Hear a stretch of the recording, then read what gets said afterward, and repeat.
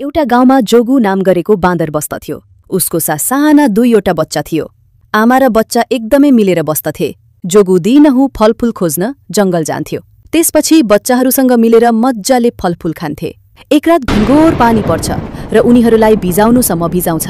भोलिपल्ट जोगु र बच्चाहरू मिलेर एउटा घर बनाउँछ। त्यसपछि उनीहरू खुसी साथ घरमा बस्छन्। सधैँझै एक दिन बच्चाको लागि फलफूल खोज्न जोगु जंगल जान्छ। त्यही बेला केही गाउँलेहरू आएर जोगुको घरमा आगो लगाइदिन्छ।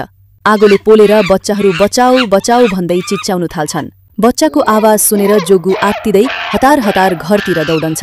त्यहाँ उसले देख्छ कि आफ्नो मेहनत र पसिनाले बनाएको आफ्नो घर जलिरहेको हुन्छ। त्यसपछि आगो र पीडालाई वास्ता नगरी जोगु घरभित्र पस्छ र बच्चाहरूलाई बाहिर निकाल्छ। बच्चालाई केही हुँदैन, तर जोगुको शरीरको धेरै भाग जलेको हुन्छ। जोगुलाई धेरै पीडा हुन्छ। बच्चाले आमालाई पानी दिन्छ।